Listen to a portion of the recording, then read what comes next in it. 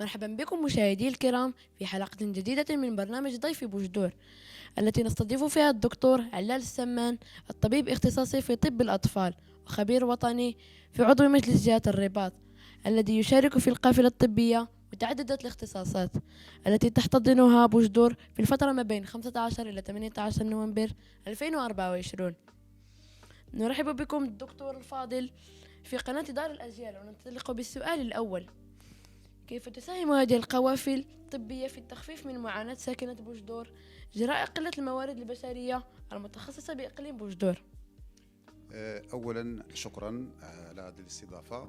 ثانيا أنا سعيد كثير بوجودي في هذه المدينة الجميلة النظيفة بالساكنة ديالها اللي يعني بينت لي واحد الاحترام، واحد النظام، واحد التنظيم، يعني غتبقى في الذاكرة ديالي على الدوام مدينة بوجدور.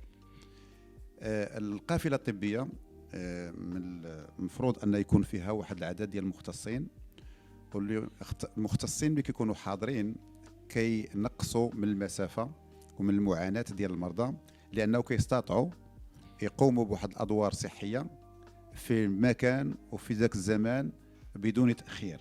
هذه من واحد الناحية. من ناحية أخرى القافلة الطبية دائما كتقصد واحد الساكنة اللي كتكون شيئا ما فيها العزلة، تكون شوية بعيدة، جبلية، أو لا عادة بعيدة عليها الأطور الصحية اللي خصها تكون بكفاية وتجاوب مع الساكنة. فالمختصين الحاضرين في مدينة بوجدور اليوم منهم عبد المدب اللي هو طبيب أطفال، ومعايا طبيبة أخرى من بلد إفريقي، طبيبة أطفال من ساحل العاج، وهناك أطباء آخرين مختصين في أمراض النساء وأمراض الحنجرة والأنف والأذن، وفي الطب الباطني وجراحة الأطفال، وفي المختبر، وفي الطب العام، وكذلك في الجهاز التنفسي إلى آخره. ملي كيكون هذا الطاقم هو مكتمل، فحينما نريد أن نعطي واحد العلاج لواحد الانسان كنلقاو سهوله، لان كل شيء متواجد ومتماسك وفي نفس المكان. مثلا حالات خاصه ديال امراض الطفل اللي اكتشفتها اليوم، وكان علينا ان نقدمها لطبيب الجراحه، فطبيب الجراحه كان موجود ورهنا الاشاره، يعني بدون ميعاد كاين التشخيص وكاين العمليه، وان الانسان غادي الاباء غادي يخرجوا من هذا المشكل ديال هذا ديال الطفل. المشكل الكبير اللي كان وهو البعد، او اللي ما يكونش الاطور حاضره كامله. فكنتمنى في المستقبل ان مدينه بوجدور هي راه موجوده وهي جميله وهي فيها كل الوسائل الاساسيه، ولكن ما ينقصها كنتمنى انها تكون في اقرب الاجال يكون عندها اطقم طبيه تكون مكتمله، وكذلك اطقم في الميادين الاخرى تربويه الى اخره. الدكتور الفاضل، من خلال تجربتك الغنية في الطب أطفال، كيف يمكن أن نراهن على صحة الطفل لبناء مستقبل جيد لوطننا، باعتبار أن الطفل اليوم هو رجل الغد؟ هذا سؤال مهم جدا وأشكرك عليه، لأن حينما أرى مصير الطفل فدائما أراه كطبيب أطفال اللي مارس المهنة لمدة 40 سنة، فهو مرتبط تماما بطفولته وخصوصا الميدان التربوي. يعني إذا أردنا أن نصرح بكلمة في حق الطفل، وهو أن مصيره وهي التربية، وقلتها 3 مرات، لأن التربية هي مرتبطة بالصحة. وهنا كندخلوا القسم أو لا المصلحة اللي هي الصحة المدرسية. فالوزارتين التربية الوطنية والصحة هادو عندهم مصلحة ما بيناتهم، هي الصحة المدرسية موجودة في هذه الوزارة وفي الوزارة الأخرى.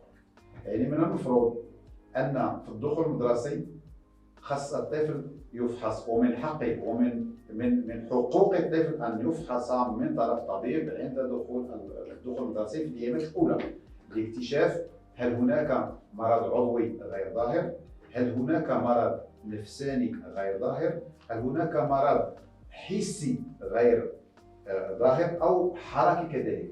فبالكلمة الفرنسية نتحدث على السنسوريال والنوروسنسوريال والنورولوجيك الى اخره. يعني العضوي والدماغي والعصبي هذو كلهم خصهم يكونوا سليمين 100% باش هذا الطفل يكون مؤهل للتمدرس وما يبقاش عنده مشكل، يعني يكون يكسب النقاط بالكفايه بمقارنه الرفاق ديالو. كذلك نفس الفحص يكرر ما بين الابتدائي والاعدادي، لان هناك بدايه مراهقه وكنشوفوا اللي ما نديروش نديروه، ولا كان شي حاجه وصينا عليهم عاوتاني نشوفوا واش دارت ولا ما دارتش الى اخره. خصوصا الدفتر الصحي بما فيه اللقاح، هل هو مكتمل او لا الى اخره. هنا الى بان بعض الاطفال كيكون عندهم شي نقوصات، فالدفتر الصحي يكتب عليه ان هذا الطفل محتاج بمساعده من طرف رفيق اخر، او يعني كنعطيهم واحد الصيغه ديال كيف نواسيو هذا الطفل باش يوصل الركب ديال الاطفال اللي هما سليمين 100%، وهنا غادي يوصل المستقبل ديالو وغادي يدير البكالوريا ديالو وغادي يدير المهنه ديالو وغيعيش راسو ويدير عائله الى اخره. شكرا أستاذ. هنا يبرز دور التلقيح الجيد. ما أبرز المعايير التي يجب احترامها في حملات التلقيح ليلعب دوره كاملا في ضمان صحة الطفل؟ صحيح. و يعني بالمناسبة في العهد ديال الكوفيد، حينما ظهر هذاك الكوفيد تبينت باللي كاين ناس اللي ما متشبتينش بالتلقيح. فبالنسبة لي هناك ناس متشبتين بالتلقيح لأنهم كيكونوا علميين في نفسهم، وهناك ناس اللي تيقولوا ان التلقيح ما عنده تضرر وربما كيضر وربما صانع الناس بعض الشركات باش يخلقوا لنا مشكل الى اخره. الحقيقه هي ما اقوله اليوم، وهن اللقاحات هما عباره على التطعيم اللي هو يعني كيعطي وقايه ضد مرض مازال ما كاينش.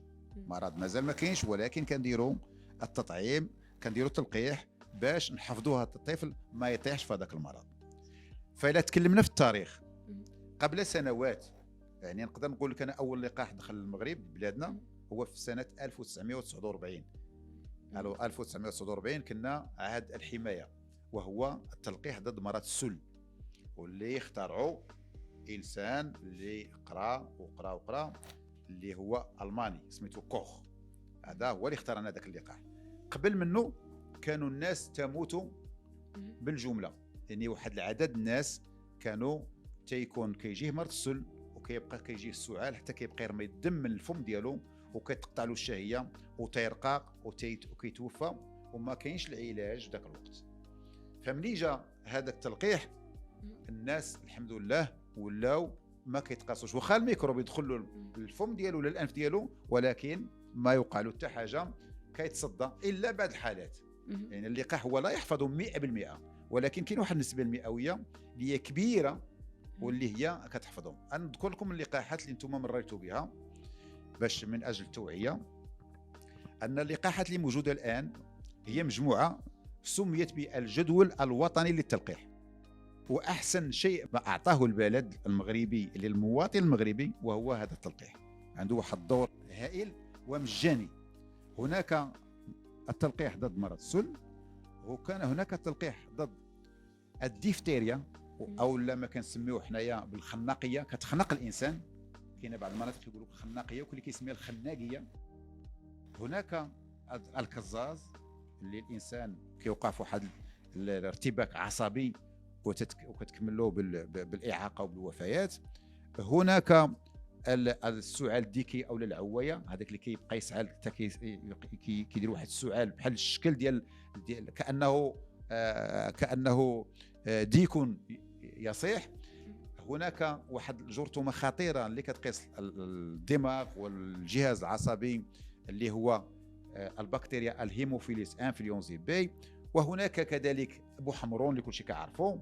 والان هناك الحصبه والحصبه الالمانيه، وهناك اخرى بما فيها ضد الفيروس الكبدي الباء، اللي هم واحد الناس البالغين الان الذين يعانون منه بالقصور ديال الكبد. يعني الكبد كتولي ما بقاتش خدامه لانه تقاسوا بهذا الفيروس ديال الكبد بي. الان الحمد لله هذه كلهم هناك لقاحات موجوده في الجدول الوطني، وكتبدا من البدايه من الزياده. قانون اللقاح هو كاينه المجموعه اللي كتعطى، ومجموعه اخرى كتعطى في واحد المده زمنيه محدده. يعني الا قلنا غادي نلقحوا هذا الانسان بهذا التلقيح اليوم وخاصك ترجع منه شهر، خاصك ترجع منه شهر، لانه لا فات شهر ما كتبقاش عنده الفعاليه. انا كنتكلم بهذا الاسلوب باش نثبت انه خاص احترام الجدول الوطني للتلقيح اللي فيه مواعيد، ودوك المواعيد حنا اللي الاطباء الاطفال عرفوا القياس ديالها باش ينجح. يعني كنديروا الاول وكنقدروا نديروا يعني التذكار، كاين اللي عنده تذكار جوج، كاين تذكار ثلاثه، كاين تذكار اربعه الى اخره. كاين اللي ما عندوش تذكار، غير تلقيح واحد وما كنعاودوش، بحال مثلا مرض السل الا لقحنا مره واحده ما كيتعاودش، عرفنا بلي فيه كفايه وتيعطي 99% مزيان. كاين اللي خصنا نعاودوه الاول والثاني والثالث، بحال مثلا ديال الالتهاب الكبدي.